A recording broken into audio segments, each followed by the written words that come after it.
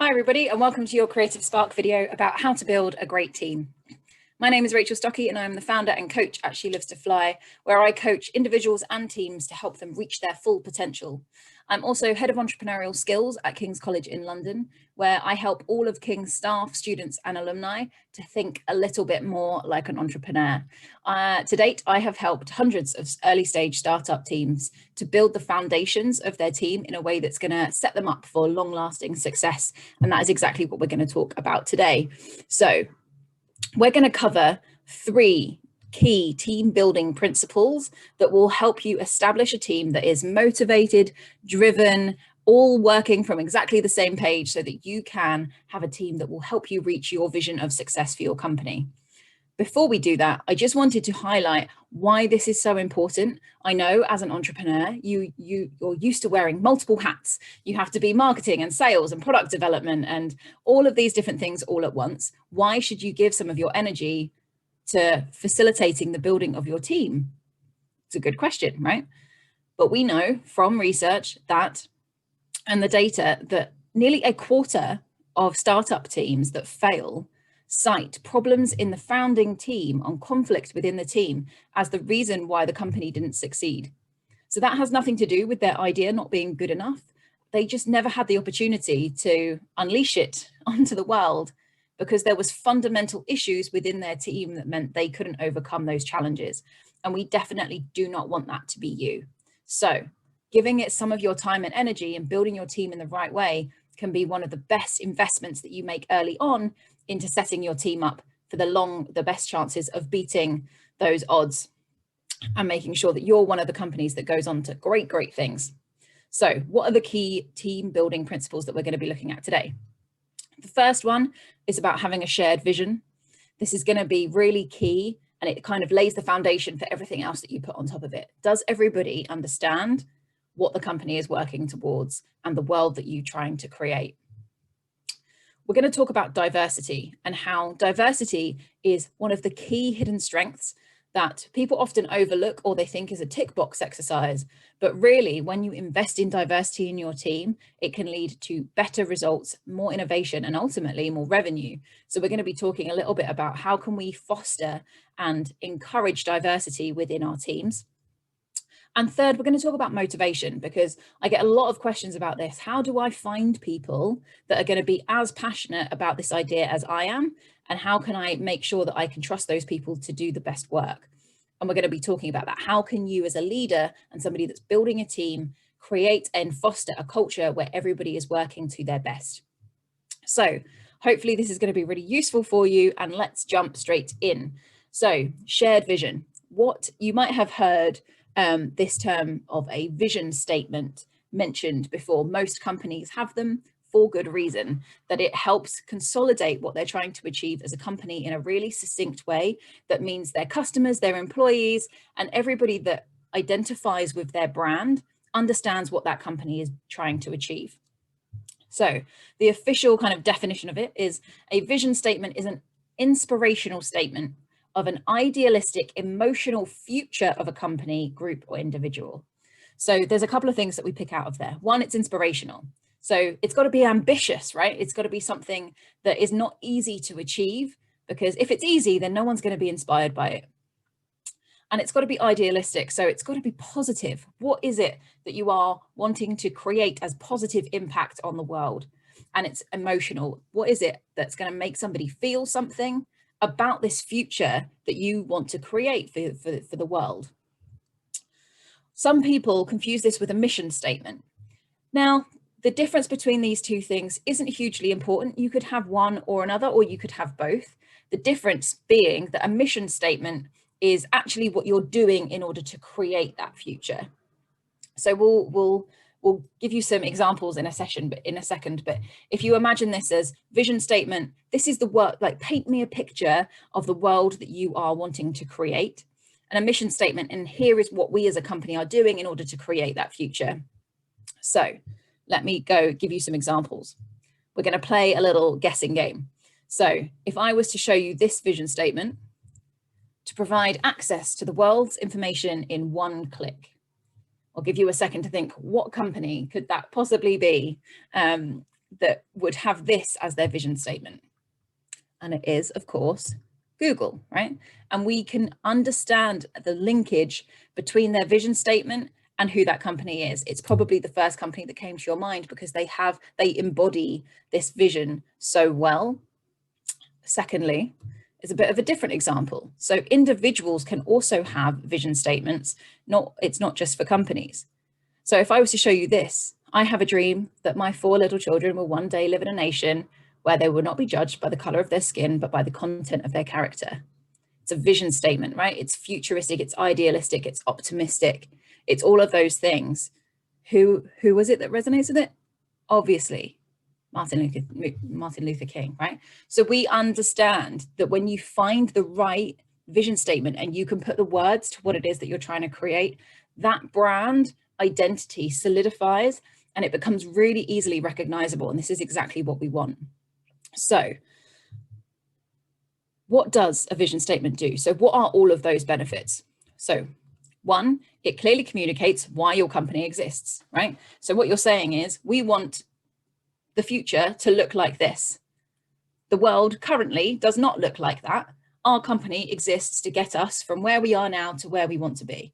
That is our purpose. This is why we exist as a company. It's very succinct and it's very clear. Secondly, it helps you narrow your focus a little bit, right? Where obviously a vision statement needs to be ambitious, but it can't be everything to everyone, because that company would just never achieve anything because you'd be going in multiple different directions. It gives you a really clear line of sight of that's where we're heading. That's the direction of travel. We're going to keep ourselves on that track. So you are able to essentially cut out distractions that could lead you down different paths when you have a clear vision. So instead, if you are a med tech company, for example, and you are creating a new process around cancer diagnosis, for instance, you might say, okay, actually somebody has realized that our technology could be used in a whole range of other ways. Actually, by saying, actually, no, our vision statement is about making sure that not a single person is misdiagnosed or waits to be diagnosed longer than a week for cancer, whatever that is. Your vision statement enables you to stay on track, because if suddenly you were working towards loads of different goals, your focus would be divided, right? And it means that you lose momentum towards the one goal that you've set for yourself.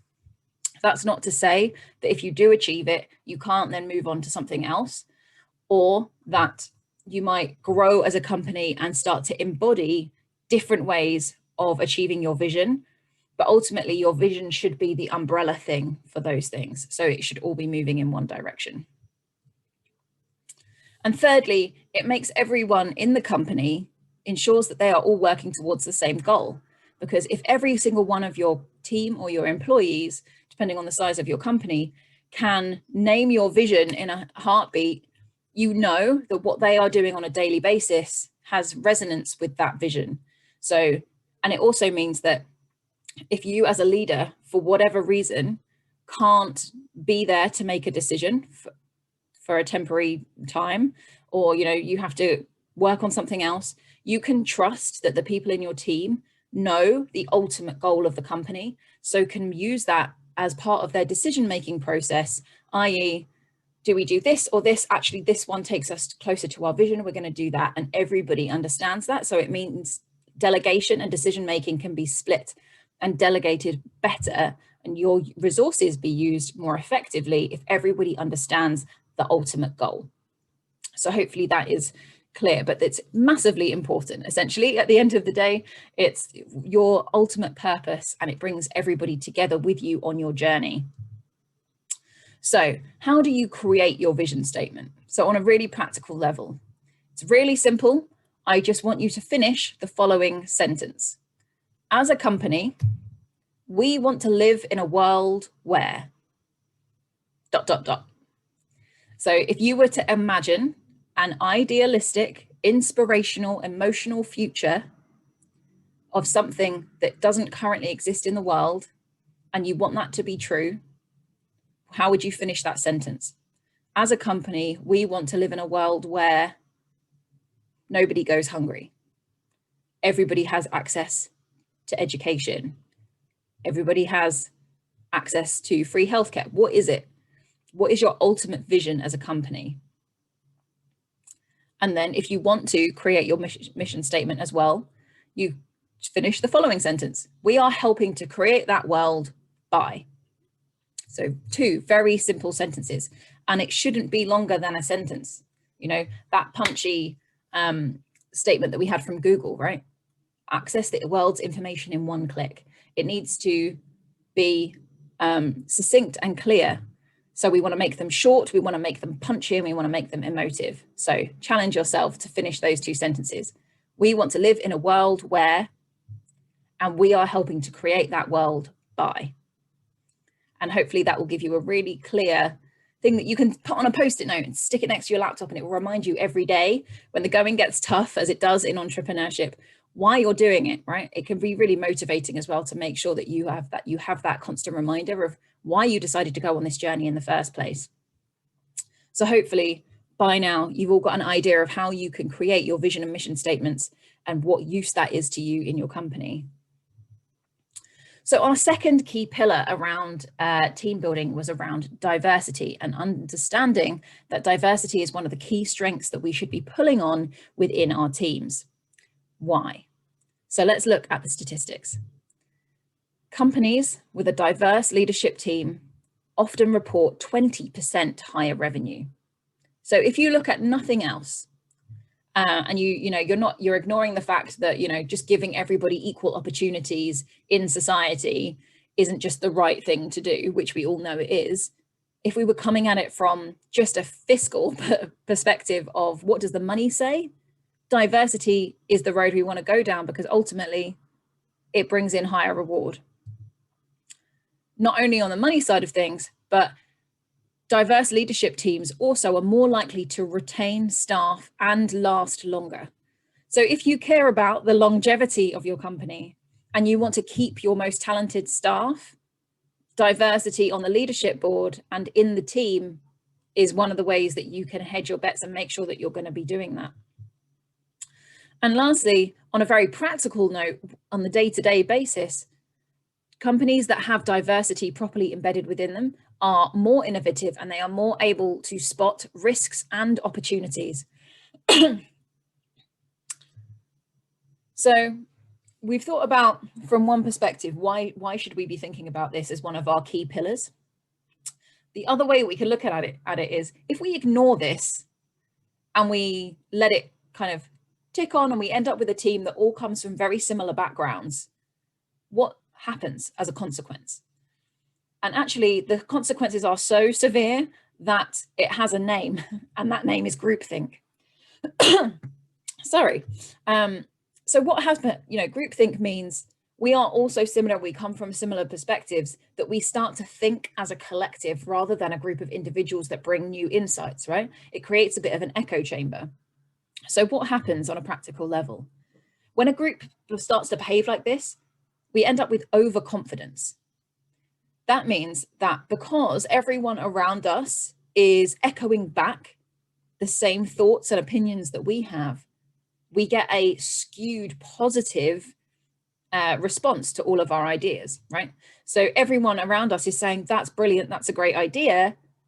And we only hear positive reinforcement.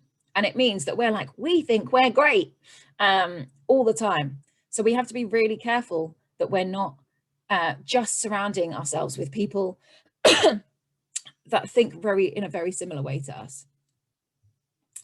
Secondly, it means that we end up with blind spots, because similarly, if you have a group of people that all come from a very similar life experience and very similar background, they are likely to put larger emphasis on the same things and also ignore or be blind to the same things.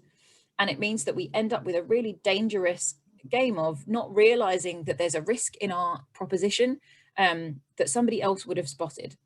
For instance, there's a really well-known anecdote that a group of engineers were working on a new kind of airbag for a car, and they didn't realize until it had got past all of the testing phases and was being used by real people that it didn't perform properly for women and children, because all of the engineers had been men, and the airbag had only been tested on adult male test dummies. And that is incredibly dangerous, because nobody thought to include a wider variety of people in the team that could represent a larger group of customers and people that were going to be the end users of that product. So we want to make sure that we are encouraging and bringing in diversity of thought into our group to help us make sure we're not going down rabbit holes of blind spots and just ignoring the potential that could be incredibly dangerous. And thirdly, it leads to a lack of challenge within the group, because if you end up with a group of people that all think very similarly, it becomes incredibly difficult when all of those people are in agreement most of the time to be the one person who stands up and says, actually, I disagree, or I think we've got this wrong, or I've got a different idea, because you're going against group consensus, and that makes challenge incredibly difficult from a psychological level. So if you want your great team to feel confident and comfortable in challenging and bringing their new insights and bringing forward new ideas, diversity is one of the key things that we can introduce, because automatically people are going to think differently. So conversations from different perspectives and different viewpoints are going to happen as a natural consequence of having a diversity within your team. So some things to think about. So how do we go on to building and supporting diverse teams?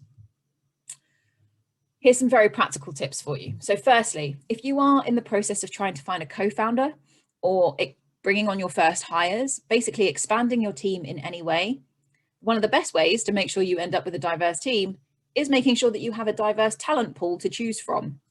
So if you're in the position that you are working with a recruitment agency, for instance, you can, with absolute certainty, say to them, bring me forward a really diverse group of people. I want to see a whole range of people. I don't want to have 10 candidates that have all gone to the same university, studied the same thing.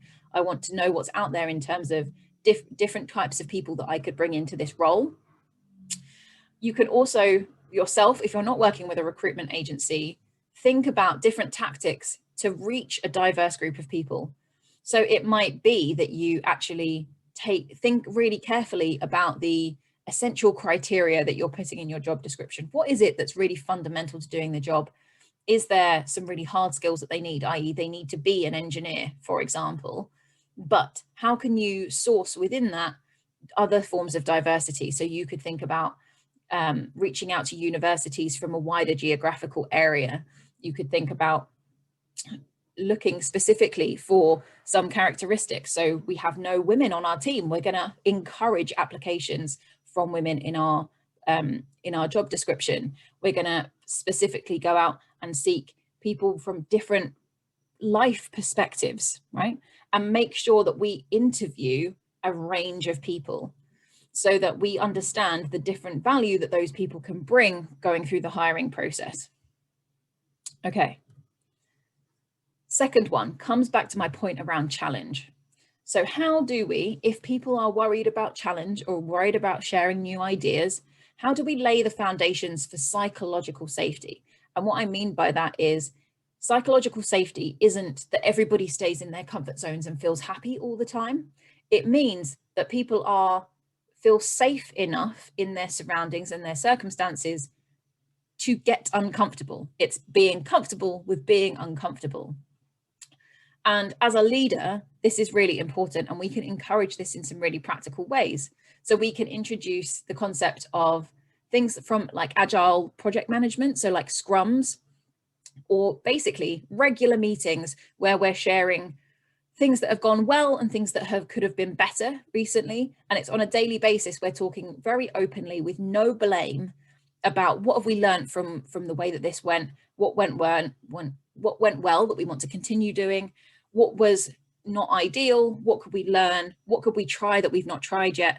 And part of that, building those kinds of meetings into the regular working pattern, it's part of the day-to-day. So it doesn't feel uncomfortable to bring up a challenge or to provide feedback, because that's part of what we do in this team.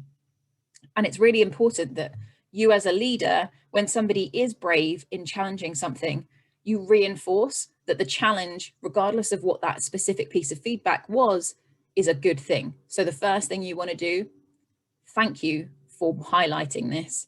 Well, like, I really appreciate the fact that you felt that you could challenge. That's exactly what we want. We want to make sure that everybody's voices are being heard. And then you can talk about, okay, what does that practically mean? Is it a piece of feedback that we need to give real attention to? But the fact that they are challenging is a positive thing. So we need to be comfortable ourselves with being challenged. So I would encourage you to think about, when was the last time you received a piece of feedback that wasn't all positive? How did you respond to that? Did you thank the other person for taking the time to give you that feedback? Because they didn't need to. And has it been helpful? Has it helped you move forward? Has it helped you learn? So making sure that from day one, challenge, conflict, constructive conflict is dealt with in a way that, regardless of what is said, the fact that that conversation is happening is always a positive thing. And thirdly, as I said, it starts with you. And if we concentrate on that a little bit more, so as a leader, even outside of your team, think about, for you, how much do you interact with people that think a lot like you? Because as humans, it's very natural to surround yourself with people that you resonate with, right? That have similar life experience to you, have similar values to you, friends, family. So we have to try a little bit harder to break ourselves out of our own group think and our own comfort zone when it comes to this.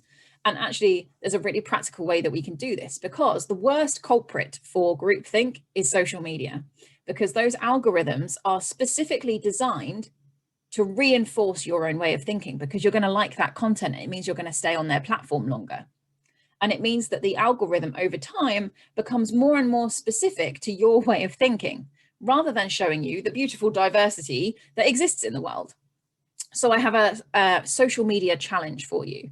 Go on to your favorite platforms, Instagram, TikTok, whatever you're currently using, and go out of your way to find accounts of people that are from different backgrounds of you. So follow 5 people of a different gender, follow 5 people of a different ethnicity, follow 5 people who, this is a difficult one, who vote for a different political party than you. That one often gets people.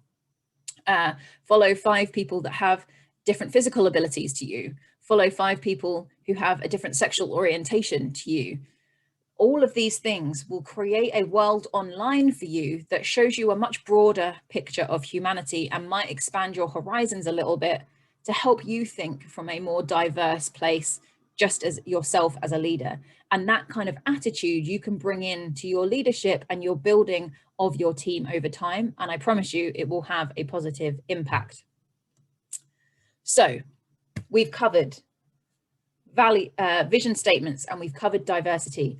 Our third pillar of building a successful team is about motivation, because this often comes up time and time again when we're talking to startups that are starting to grow their team and starting to expand a little bit. I get questions like this. How do I find people who are as passionate about my company as I am? How do I make sure I can trust my team to work independently? And how can I make sure I retain my team as the company grows? Which may all be valid questions. And there's no silver bullet to these things. They require investment into the culture and the building of a team right from the day one, to make sure that you're finding and keeping people that are passionate and are going to do a good job in helping to move the company forward. In response to these questions, before we move on, for the first one, I would say it's very unlikely that you are going to find people who are quite as passionate as you are about this idea, because it was your idea. You know, how often have you, people often refer to their startups as, it's my baby, it's with that kind of paternal affection towards it. And it's very strong for founders, right? Especially if you've been there from day one. So finding people to come on at a later stage that have that amount of investment is an incredibly high bar to set. So rather than thinking about it as who can I find that's as passionate as me, maybe we need to change the question to how can I find people who are passionate about the vision and want to see it succeed. And we take the comparison about how you feel about it out of it to make sure that we're not setting unrealistic expectations. The second question, how do I make sure I can trust my team to work independently, is an interesting one, because it says, to me, the question I want to ask back to you is, why did you hire them if you can't trust them to do the work? There's a fundamental issue going on there that we need to address in order to make sure that our team can work independently. And we're going to talk about that a little bit more. And thirdly, how can I make sure I retain my team as the company grows, is exactly comes down to what we're going to cover about intrinsic motivation now. How can you have a team that wants to do the work for the work's own sake, that is challenging and motivating for them, and they want to stay and be a part of it? So, intrinsic motivation. There is a guy called Daniel Pink who has written some phenomenal books. One of the books that he has written is called Drive, and I would thoroughly recommend you read it. And the theory that we're going to talk about around intrinsic motivation comes from that book today. So Daniel Pink describes 3 phases of humanity's understanding of motivation.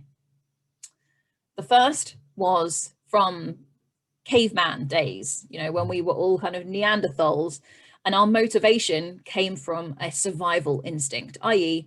the things that we did on a day-to-day basis were driven by, I need to survive. So there's a saber-toothed tiger over there, so I'm going to run away.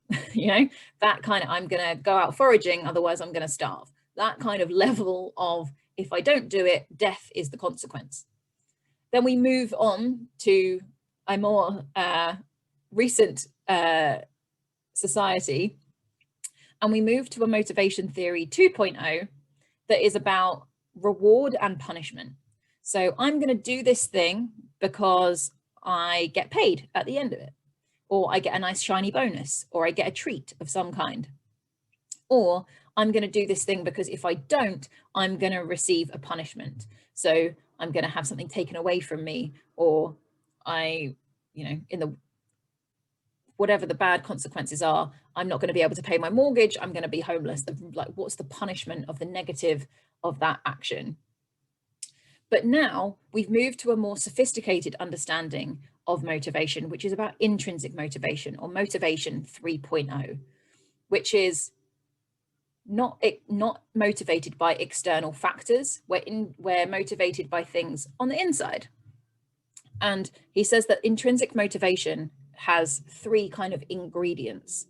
And it means that if we achieve this state between these 3 things, we're going to be so motivated to do the work itself that the work is the reward. And it's all very kind of cyclical, because we want to do it because the work is challenging and it's motivating and it's great.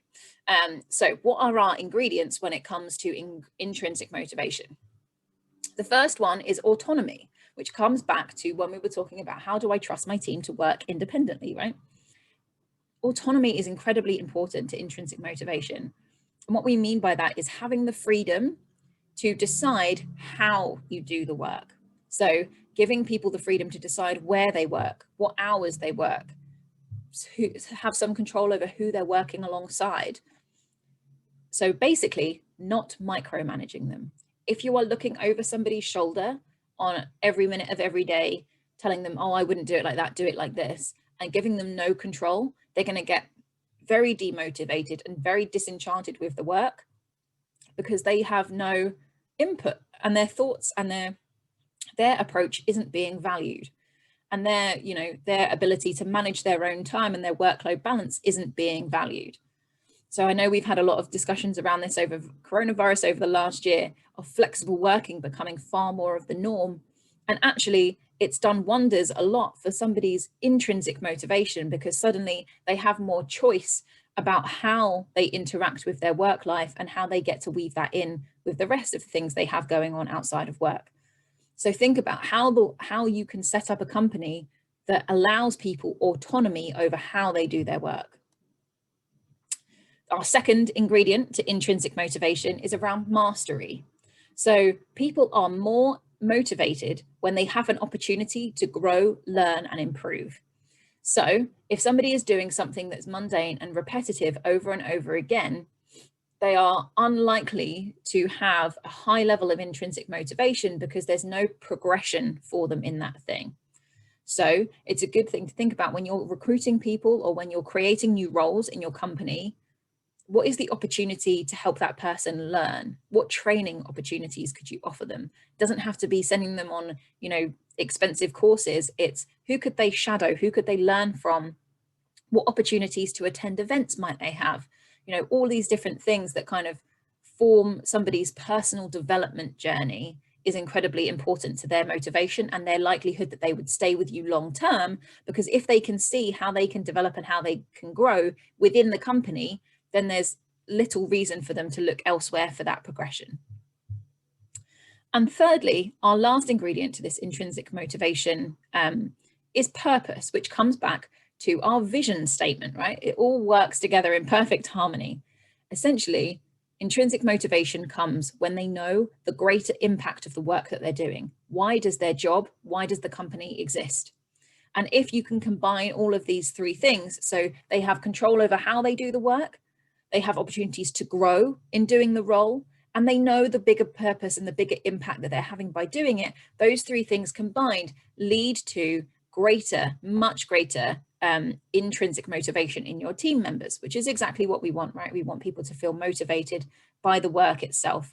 And these things are going to keep your team happy, they're going to be feeling valued, and they're going to want to stay with you because not only are they invested in the vision, but they can see for themselves how they belong, right? It leads to a sense of this is a place where I am valued and I want to stay.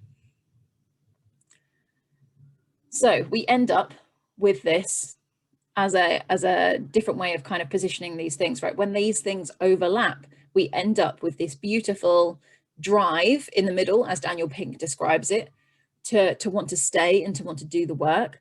We end up with people that are dedicated, they have desire to do the work, and they are disciplined in their execution, which is exactly what we want, right?